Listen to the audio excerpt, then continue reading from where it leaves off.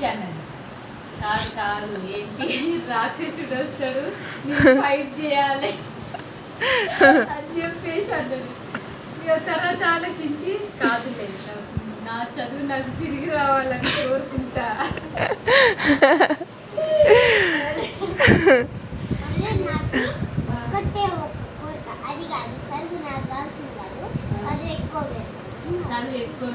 ఇంతకు ముందు ఏమన్నావు కదా మమ్మీ గురించి, ఏమన్నా?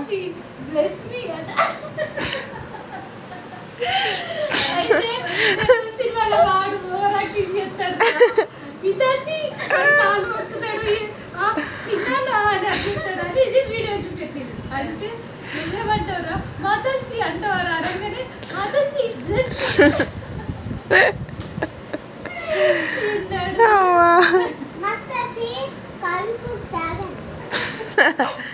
కాదు మమ్మీ కోసం ఏం కోరుకుంటాను?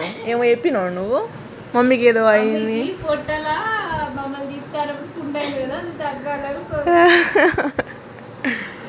చూడడానికి ఏం లేదా? చూడడానికి కొంచెం జ్ఞానం పెరగాలి కదా.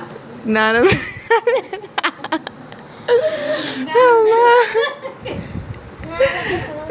అమ్మో నీ లెక్క. ఓకే చదువు ఎక్కువ పెరగాలి పెరగాలి మూడు కదా.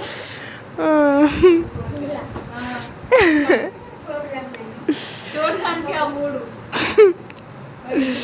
పెరగట్లే కదా. అన్నయ్యకు ఒకటి, నీకొకటి, నాకొకటి, చిట్టి నాకేమనరా? నా కోసం ఏం కోరుకుంటాను? నీకు బోలన్నీ నచ్చినాయి అన్ని. అమ్మో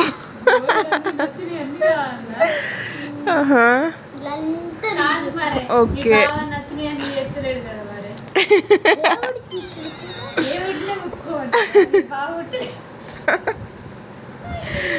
చూసాడు మాటలు. మరి మామయ్య మామయ్య ఏమని కోరుకోవాలి? మామయ్యకి ఏం కావాలి? నీ బెస్ట్ ఫ్రెండ్ కదా, చెప్పు. నీ తెలియదా?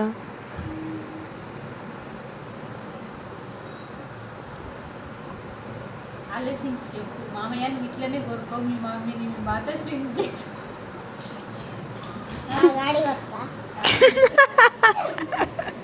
పేషెంట్ల వాడ మా అక్క చెల్లెలు అందరూ. ఇక రిషి వాళ్ళ డాడీ అక్కడ కాంపౌండర్ టైప్ చేస్తారని ఆ రిషి కూడా నేను మీ హాస్పిటల్లో కాంపౌండర్ లెక్కనే రాద.